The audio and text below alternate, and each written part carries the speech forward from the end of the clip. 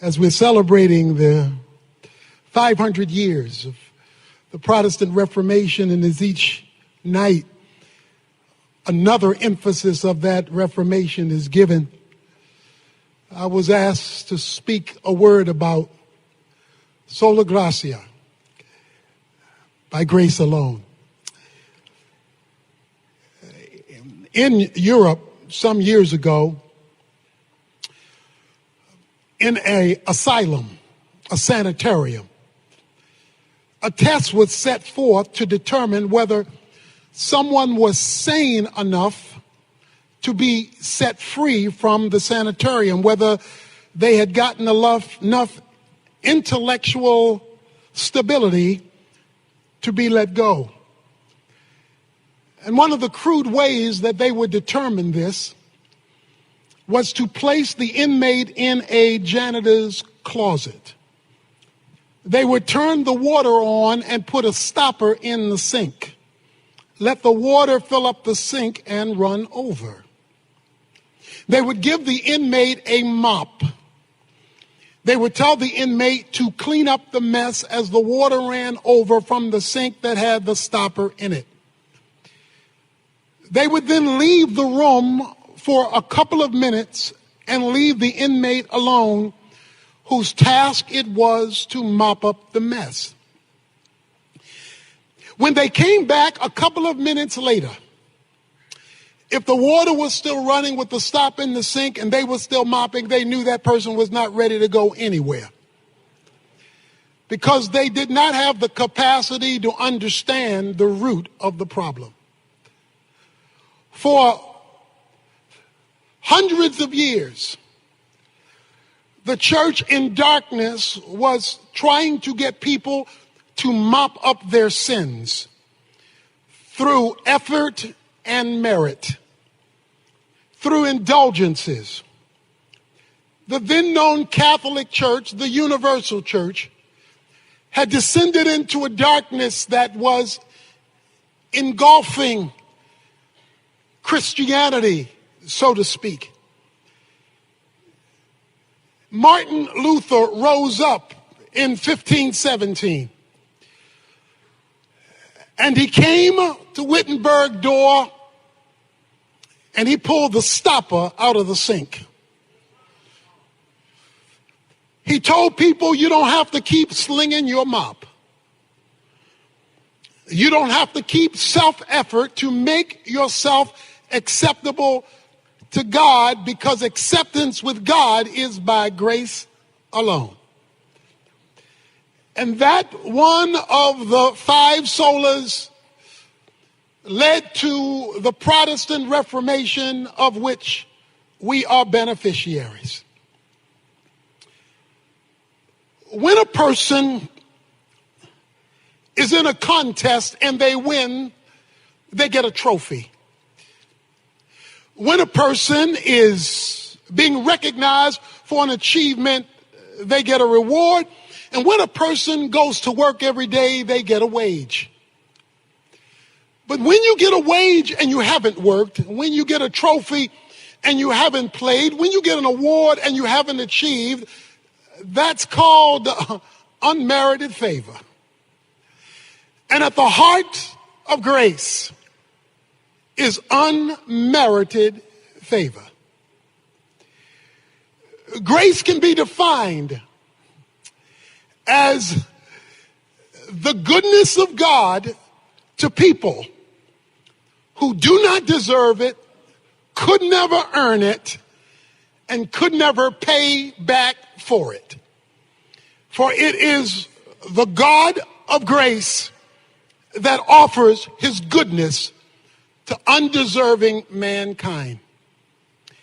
And it was the rediscovery of grace that led to this Reformation, so that people could understand the biblical way to salvation.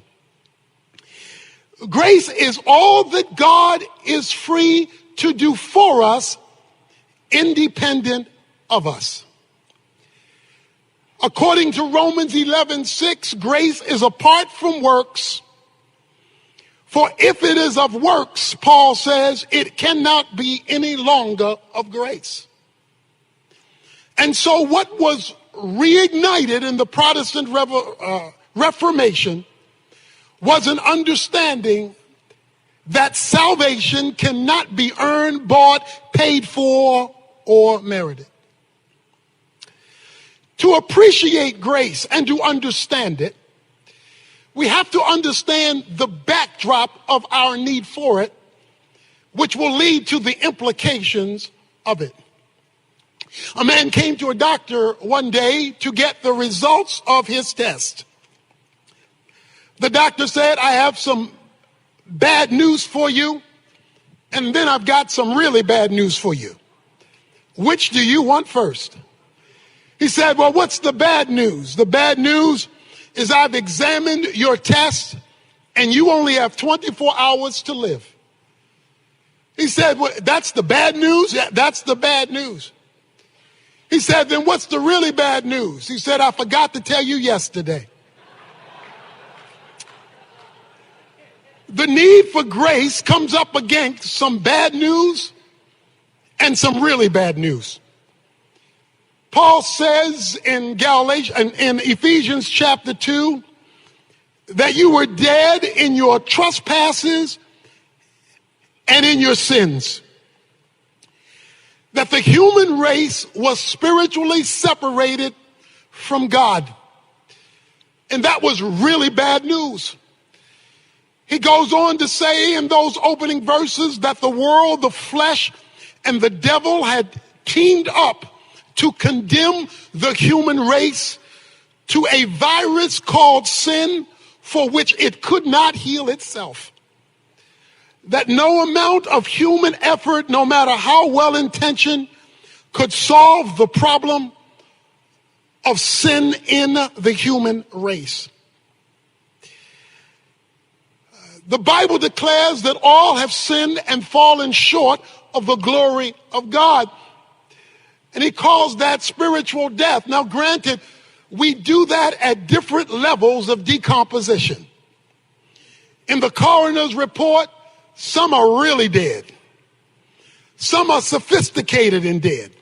Some are rich and dead. Some are poor and dead. Some are black and dead. Some are white and dead, but all are equally dead, separated from the life of God. You know, in days gone by, funerals were very crude. People would die, and then they would be put in wooden boxes. And after put in wooden boxes, they would be put in horse-drawn carriages. They would be taken to the cemetery. And then this wooden box would be laid in a grave, dug by hands and shovel with ropes wrapped around the top and wrapped around the bottom to lower them in. But when you die today, you die in style. There isn't a wooden box, there's a bronze casket. There's not a horse-drawn carriage. There is not only a limousine, but a fleet of a limousine led by two motorcyclists out in front. You've always wanted to stop traffic. You get to stop traffic that day and go through red lights. You find yourself at the internment, not with ropes around the casket, but being lowered down by a nickel-plated machine. But I'm here to tell you, whether it's a horse-drawn carriage or a limousine, whether it's a wooden coffin or a bronze one, dead is still dead. And so while people have different levels of decomposition and different atmospheres around their grave experience, the Bible has declared that all men are equally dead and separated from the life of God. But then Paul goes on in the chapter and introduces two words that can change any situation. But God. He introduces two words that can reverse any scenario. But God. He introduces two words that can open up graves and unhook caskets and dig out dirt and make dead things live again. He says, but God. And then he introduces us to how we got grace. And he throws together some theological terms that is easy to read, but equally easy to miss. Listen to what he says. He says, but God, being rich in mercy, because of his great love with which he loved us, even when we were dead in our transgressions, has made us alive together in Christ. He says that God had to have a discussion among his attributes, that he had to get together with himself, by himself, about himself. He says on one side there was the wrath of God, because he says in verse 3, we were children of wrath. Because God's perfection and his justice demands his wrath, because he cannot negotiate with sin, skip sin, flip sin, ignore sin. He must react to sin, because that's just the way he is. His just, perfect righteousness must react to that which is contrary to his nature. He cannot act like wrath is not part of his nature. But on the other side of his character, according to verse 4, was because of the great love with which he loved us and the mercy he wanted to extend to us. So on one side is justice and wrath, and on the other side is love and mercy. The biblical definition of love is the compassionate and responsible care for the well-being of somebody else. The biblical definition of mercy is not giving what a person deserves. So now we have a conflict of attributes. We've got wrath and justice, which must be mediated out. And we've got love and mercy, which is desired to be expressed. How can the desire to express love and mercy deal with the reality that justice and wrath must be executed? Therefore, God had to come up with a plan for his attributes to get along. He had to come up with a plan for justice and mercy to be okay, while simultaneously it being okay for love and mercy to be expressed. Since he could not look to his creation in order to resolve the problem, because the creation was the problem, he had to come up with an answer to address the conflict within the attributes, given the sinfulness of man combined with the desire of God expressing his love.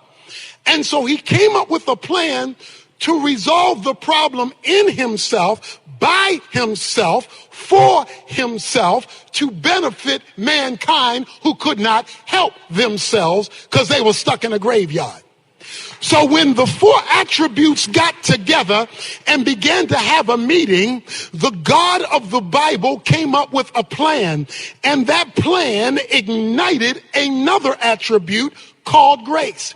When wrath and justice met love and mercy, creating a plan of redemption, expressing itself in the unmerited favor of God, God came up with a plan. That plan is no more greatly illustrated than when a young lady was driving down the highway and she was going 75 miles an hour in a 55 mile an hour speed zone. She was going 75 miles an hour many years ago in a southern town, and the policeman pulled her over. When the policeman pulled her over, he said, "Young lady, you going 75 miles an hour in a 55 mile an hour speed zone, and I've got to give you a ticket, but in this small town, it's the weekend, you're passing through, so I've got to take you to the court right now because you've got to pay the price." He took her to the courtroom, and when he took her to this single courtroom, the judge came in and he said, "Young lady, you've been found guilty of going 75 miles an hour in a 55 mile an hour speed zone. So we're going to have to fine you $100. She protested, "But Your Honor, I don't have $100. He says, "Well, I can't change the law. You owe $100, or you can spend the weekend in jail." She broke out in tears and said, "But I don't have $100, and I don't want to spend the weekend in jail. Have mercy on me." As the judge looked down at her cry for mercy, he did something that astounded the bailiff and the policeman who brought her in. He pushed back his chair from behind the podium. He zipped down his robe. He left the bench. He walked and picked up his jacket, walked beside the young lady, reached in his pocket, took out $100 bill and put it on the bench, unhooked his jacket, went back up and picked up his robe, zipped up his robe, went back to the bench, picked up the gavel. Young lady, you've been found guilty of going 75 miles an hour in a 55 mile an hour speed zone. The law says you must pay the penalty of $100 or spend the weekend in jail. Oh, but I see somebody else has paid the price. God, to satisfy the dynamics of his nature, came up with a plan where he left heaven's independent use of deity, put on a jacket of humanity, entered into time and space, died on the cross as a propitiation for the sins of mankind, rose from the dead, demonstrating that the payment for sin, tetelestai, had been received, and there was a receipt given an empty grave, demonstrating that salvation was provided to everybody in court who comes to the judge and says, I want mercy from the bench based on the sacrifice of Jesus Christ. But God came up with a plan to provide in grace salvation for all. It reminds me of the two preachers who were going south, and they went to this small southern town. One was from the north, and he didn't know how the south worked. And he sat down and they ordered breakfast. The lady came, the waitress came out, and she had on the plate eggs, bacon, but then she had this white gooey stuff. He said, what's that white gooey stuff? He said, that's called grits. He said, well, wait a minute. I didn't ask for grits. And I'm not going to pay for grits. She said, I don't think you understand. You in the South, you don't have to ask for grits. You don't have to pay for grits. You just get grits.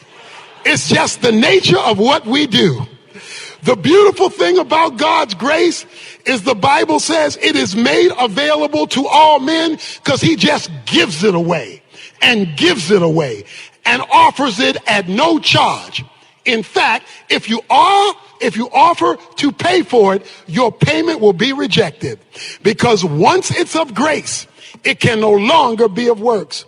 And so he says, but God, being rich in mercy, was willing to make salvation available to all who come to Christ for it.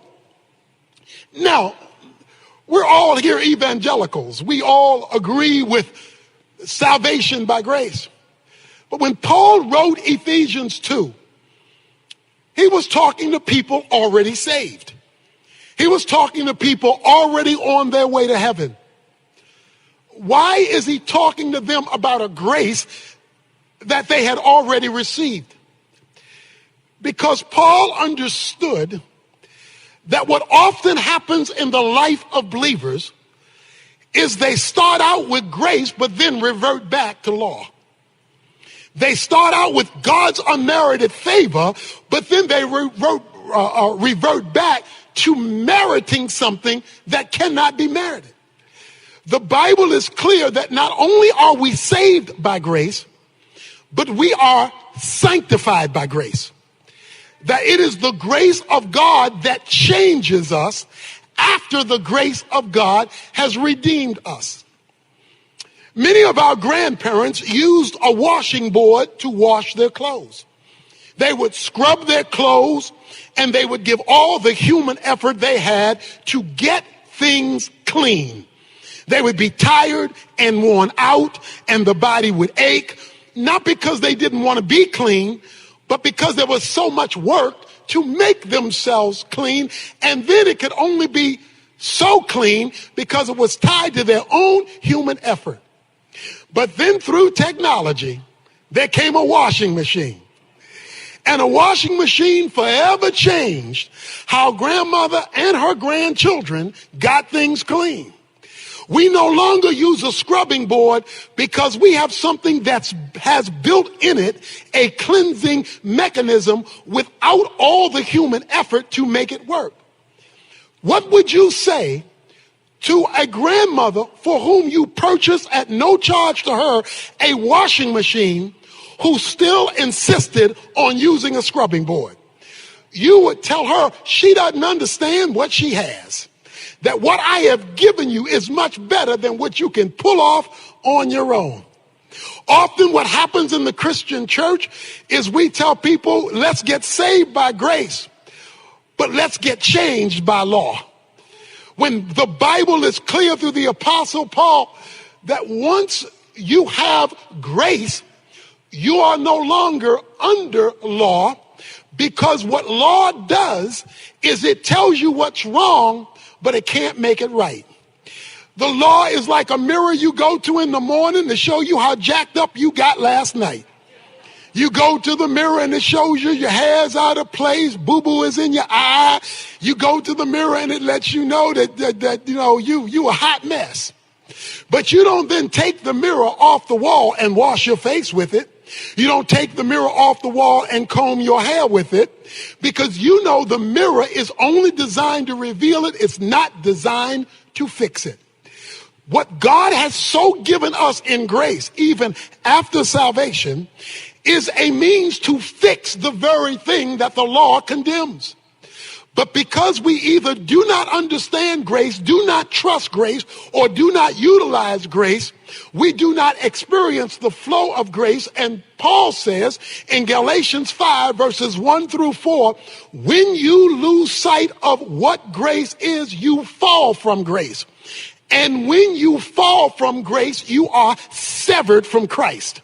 So there are evangelical Christians who are cut off from Jesus Christ while they go to church, cut off from Jesus Christ while they have devotions, cut off from Jesus Christ while they sing praises, because they are living lives independently of a relationship with Christ by grace and not by merit.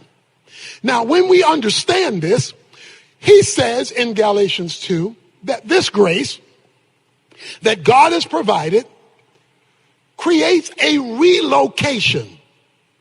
Listen to what he says. Paul says, he says that when we were dead, he made us alive together with Christ. He raised us up together with Christ. He seated us together with him in a whole nother location called heavenly places. Now that's a favorite Pauline theological term, heavenly places. Heavenly places is a euphemism for the spiritual realm.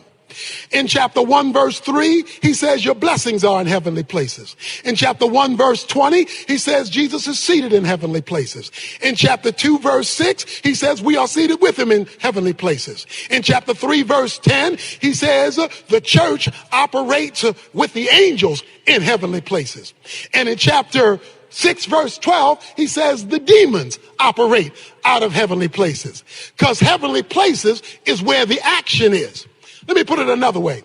Everything visible and physical is preceded by something invisible and spiritual.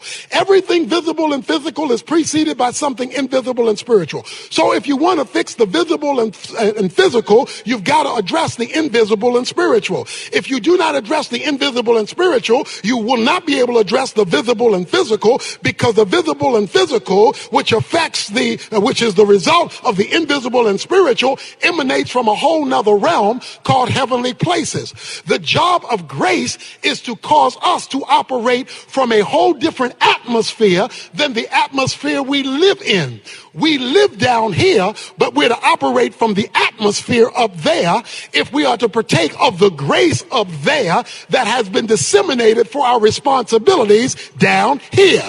And it is only when we grab grace at that level. In fact, he goes on to say in verse 7, grace is so spectacular, this thing that the Protestant Reformation got going and that we're still having to learn about, it is so awesome that in the ages to come, that is quadrillion years from now, when I meet you at the corner of Gold Street and Silver Boulevard, he says, in the ages to come, God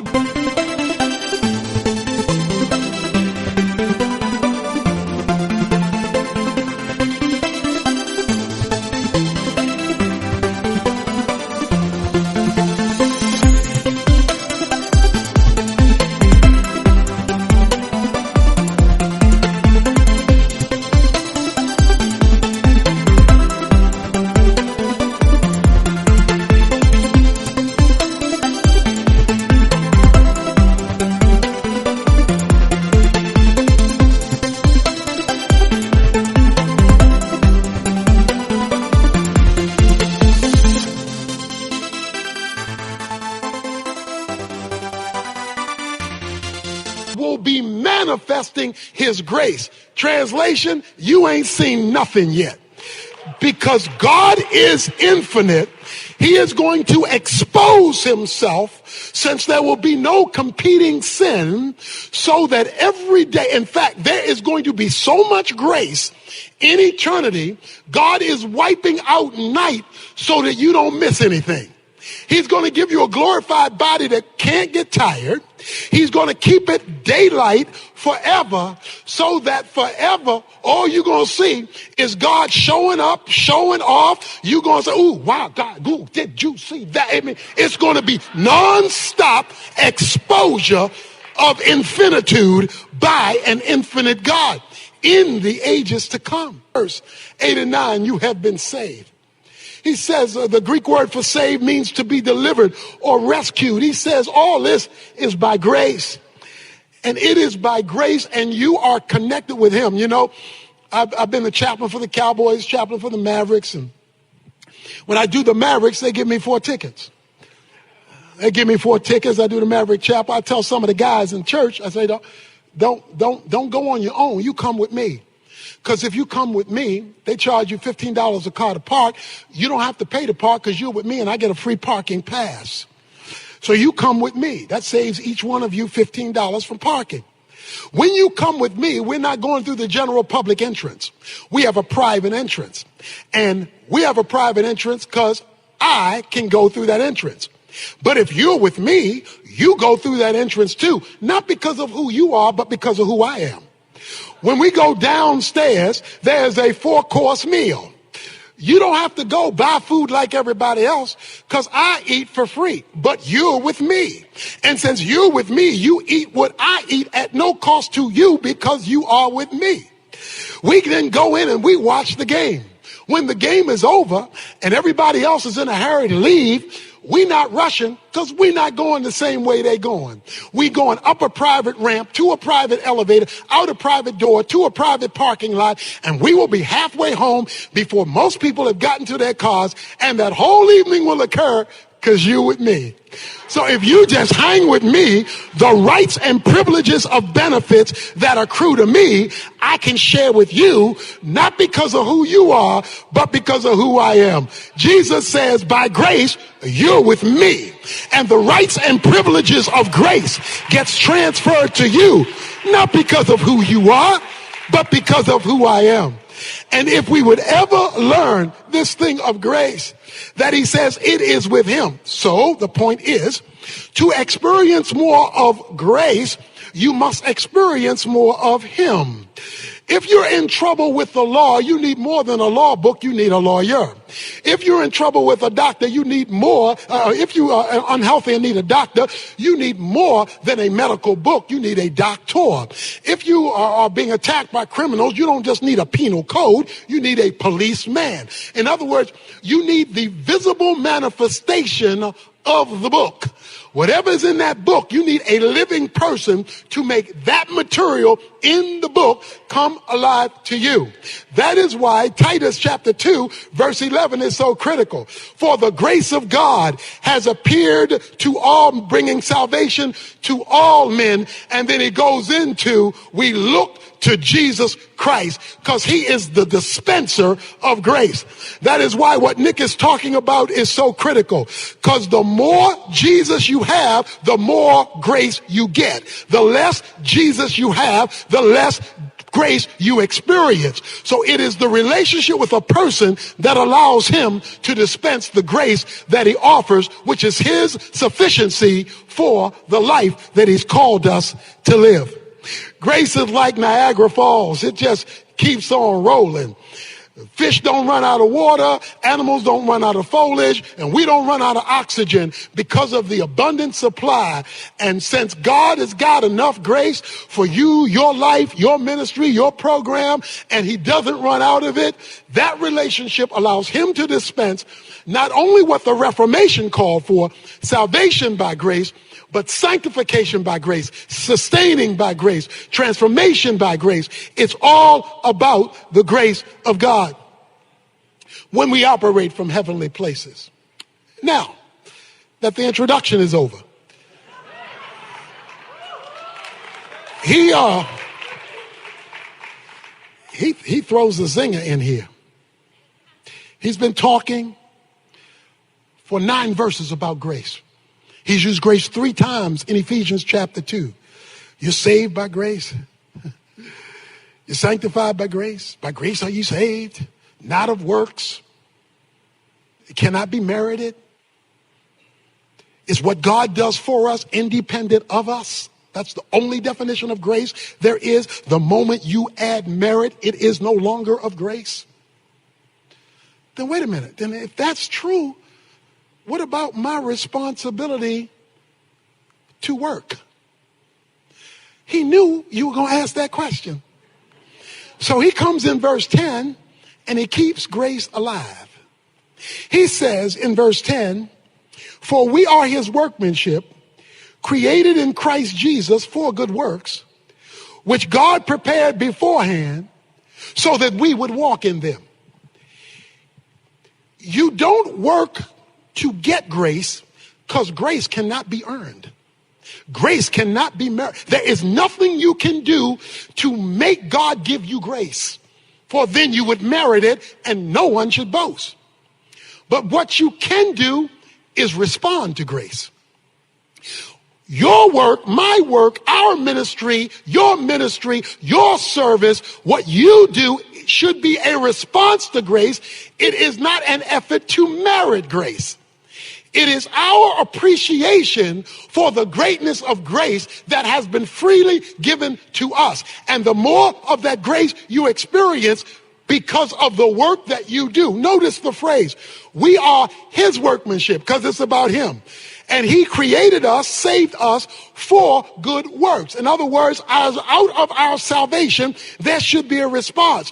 And you don't even get to choose the work, because which he has created beforehand. So he was already ahead of you before you got the work that you were responsible to do, that we should do for him. It's all about him, because it's all about grace. You know, I almost drowned when I was about 12 years old. I almost drowned in a swimming pool, but a friend named Donald reached in and pulled me out just in the nick of time. I got so shook up by that experience, I went on to become a lifeguard. I became a good lifeguard 50 years ago and 50 pounds ago. I became an excellent lifeguard, and then I graduated to be a water safety instructor, because a water safety instructor trains lifeguards how to lifeguard. You see, when I got delivered from drowning, I developed a passion to deliver other folk from drowning. So having been delivered myself, I became a lifeguard and a water safety instructor so I could give to others the very deliverance that I had experienced myself. You see, when you never forget where God brought you from, when you never forget where you were drowning in the graveyard of sin and death, you can't help but show appreciation by becoming a spiritual lifeguard and delivering others through good works. Not to earn grace, because grace cannot be earned, but to respond to grace, because grace is great when it is given. He says that this grace is God. You know, there's a movie, The Hanging Tree. The Hanging Tree with Gary Cooper. This is an old movie. Gary Cooper is a doctor, and he's in an old western town. And this young man gets shot. And Gary Cooper goes, and Gary Cooper works with him and takes out the bullet and saves the man's life. The young man said, "Doc, you saved my life. What can I do for you?" The doctor looked at him and said, well, I tell you what, you can be my assistant, and you can be my assistant for the rest of your life, because that's how long you would have been dead if I hadn't saved you. When you understand that God has saved you for eternity, it's okay to give him a few years of your life in history, giving him an appreciation for the magnificent grace of God. When you understand grace and you respond to grace, as grace, you get more grace for God to do more in you, through you, for you. But when you leave grace, even when you're doing ministry, you get cut off from grace, and then you are severed from Christ. And so you do not experience the availability of the grace that God has given. While you can never earn grace, you can always access it.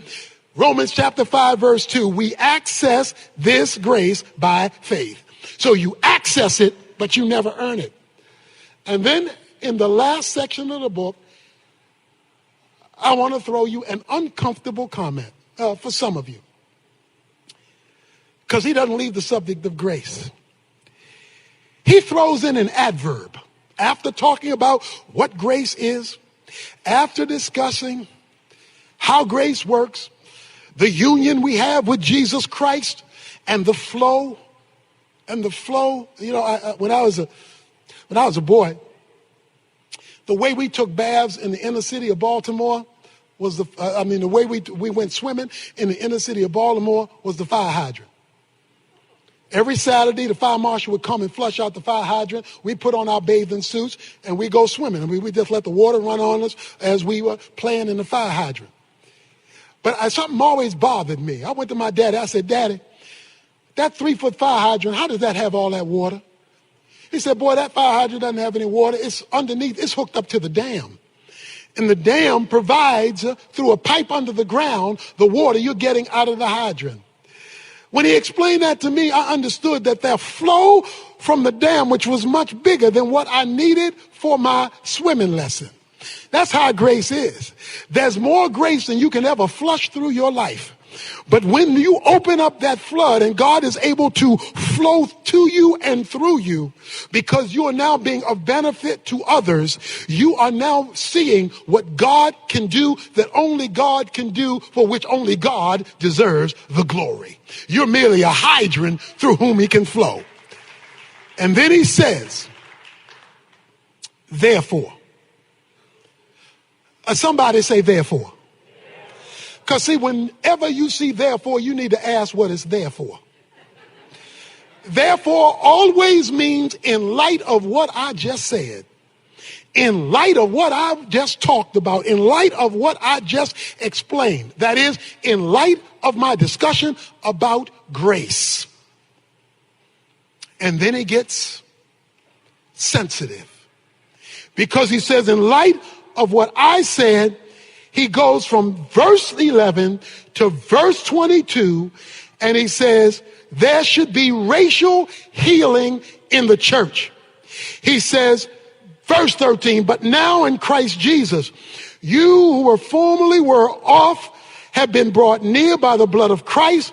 For he himself is our peace, who has made both groups into one and broke down the barrier of the dividing wall by abolishing in his flesh the enmity which the law of commandments contained in ordinances, that he himself might make two into one new man, thus establishing peace, that they might be reconciled both into one body to God through the cross, and having killed the enmity. Let me put it this way. When grace hasn't gotten big enough and flowed strong enough to bring racial healing, Paul says in chapter 2, you don't understand grace. Because one of the things that the good works of grace will do, verse 10, is in verse 11 through verse 24.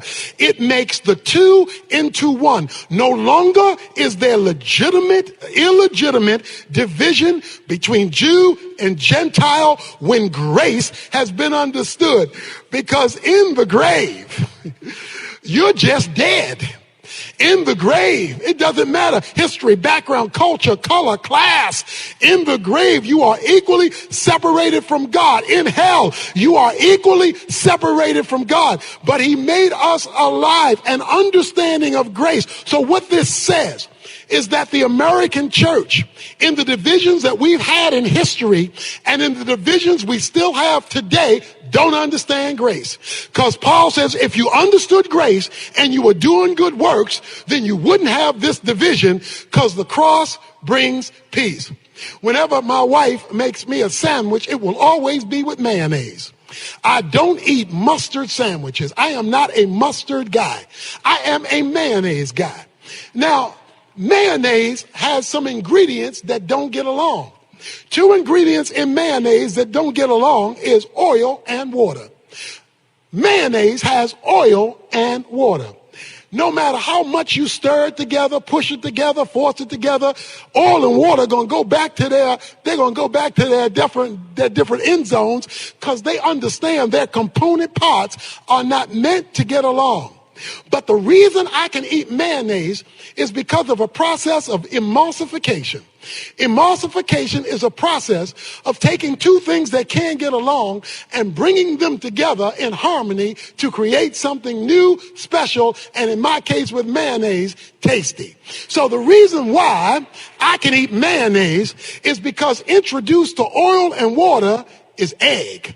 And what egg does is egg reaches out to oil, then egg reaches out to water, and I say, no, I know y'all don't like each other. I know y'all weren't raised together. I know y'all come from different backgrounds, but Evans wants some mayonnaise. So what I'm going to do is I'm going to reach over here and I'm going to reach over there, and even though you don't relate to each other, both of you relate to me. And if I can get you water to relate to me and you oil to relate to me, I'm going to intermix with both of you so that Tony Evans can have a mayonnaise sandwich when it's time to eat. Guess what grace does through the cross of Jesus Christ? It reaches out to the black guy. It reaches out to the white guy. It reaches out to the poor guy. It reaches out to the rich guy. I know y'all come from different backgrounds, different histories, but my cross and the grace dispensed from it can take folk who are divided and bring them back together again. That's what grace does. And when grace is missing, Paul says, there is division in the body. That's why I love the story. And I know I'm out of time, Jerry. I'm winding down. But this is getting good to me. That's why I like the story in Galatians chapter 2. Because Peter is eating ham sandwiches with the Gentiles. Peter's in, because see, he got that thing on the roof in Acts chapter 10 where God told him, don't call unclean what I call clean. And now, he had heard about pork chops, chitlins, and pig feet, but he had never tasted it because that was an unclean animal. But now that he had to go to Cornelius' house, he found out those folk on the other side of the track knew how to cook. And so now in Acts chapter 2, verse 11, he's eating some ham sandwiches with the Gentiles, some pork chops with the Gentiles, some pig feet with the Gentiles, some hog maws with the Gentiles, and some chitlins with the Gentiles. He's just having a pork eating good time. But then, while he's eating with some of his homeboys, some of his boys from the hood showed up. Some of the Jews sent from James showed up and saw their Jewish pastor eating with them people on the other side of the tracks. When he saw that, he said, I can't be with y'all anymore because I might offend my own race. So he got up and went back to the Jews in order not to let them be upset with him, because he was fellowship with these people over here. We got to live with them in heaven, but that don't mean we got to eat with them on earth. So Peter got up, and the mist in the pulpit is a fog in the pew. It says when Peter got up, the rest of the Jews who were with him got up. So they got up too. It goes one step further. It says even Barnabas was carried away by their hypocrisy. Not my boy Barney. Anybody but Barney. Barney was born in Cyprus. Cyprus is a Gentile colony. So he was born in Gentiles, went to school with Gentiles, raised with Gentiles, played ball with Gentiles. But that's how bad racism, classism is. It'll make a good man bad. So Barnabas got up and he left too. And they would have gotten away with it except for one thing. Paul wanted some pig feet too. So Paul shows up and Paul says, when I saw what Peter did, I condemn Peter before them all, but guess why? Not because of racial reconciliation, not because can't we all get along, not because of a seminar on race, not because of a holding unity candles. No, I condemned him because he was embarrassing the gospel. He was shaming the cross, and he was abusing grace.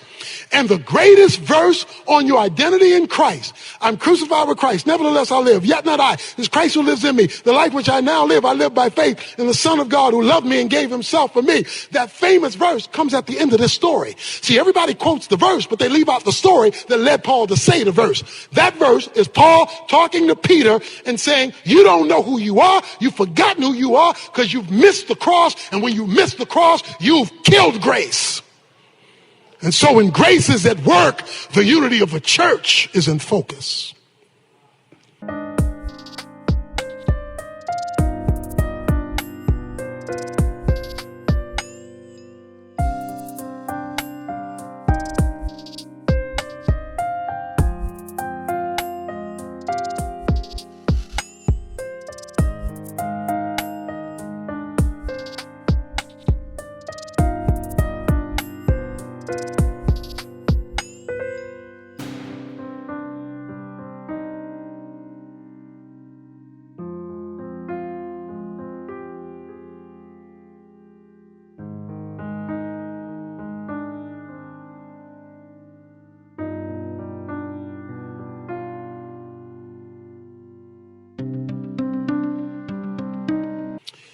Grace is a big deal. It's a saving deal, a justifying deal. It is a sanctifying deal. It will be a glorifying deal. It is also a unifying deal. And if we ever get grace right, and Jesus is free to flow, just free to flow. He doesn't have to hold back grace because we're going to abuse it. We're going to fall from it. We're going to be severed from him. I can't deal with that. That's why we have all these prayer meetings, and these prayers aren't getting answered for unity and revival, because we're asking God to revive a divided church. He can't do that because that's against his nature. You see, God is one God composed of three co-equal persons. The Father is not the Son is not the Spirit. These three are distinct, yet they are one. It's like a pretzel with three holes. The first hole is not the second hole is not the third hole, but they all tie together by the same dough. You see, it's all just one thing, but three distinct persons. And when he has a divided body, he cannot be the unified God that he is. So we can pray till we blue in the face, but there will be no revival. There will be no transformation. There will be no breakthrough of the grace of God in the culture if he has to do it through a church he can't identify with. So he says, when you understand grace, it shows up cross-culturally, cross-racially. In conclusion, for real this time,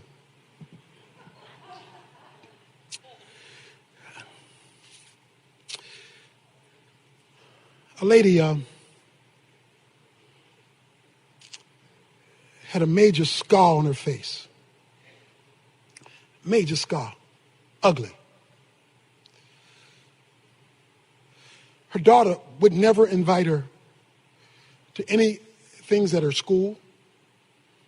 She wouldn't bring any friends over to the house. She wouldn't do any of that because she was ashamed of how ugly her mother looked with this horrific scar on her face.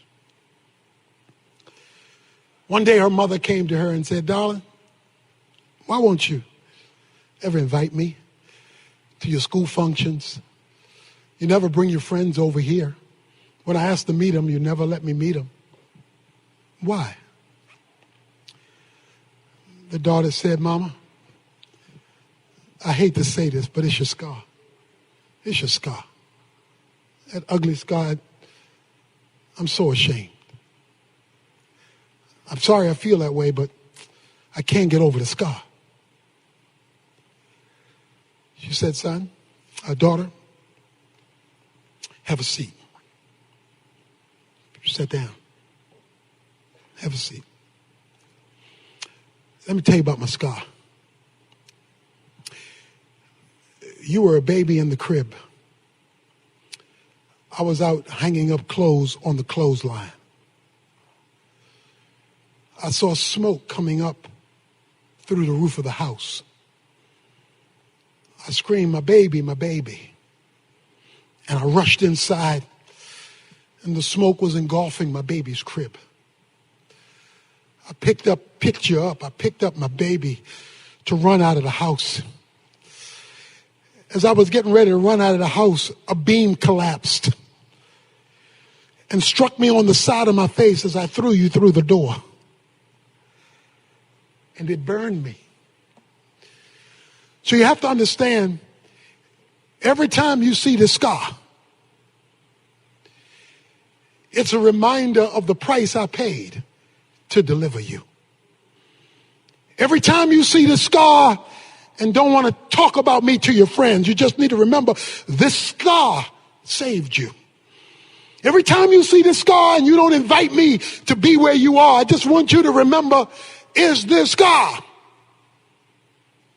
That's the reason why you can go to those events and have these benefits and have your friends. Just don't forget, when you see this scar, it's because I was delivering you.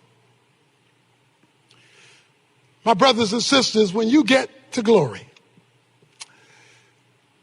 and you're walking on those streets of gold and going in and out of your mansion with your brand new glorified body, you'll all be the age approximately of Adam and Eve, which was the perfect age of adulthood when you enter into glory, and all of the flaws will be removed in the glorified body. There will be no tiredness. There will be no diseases.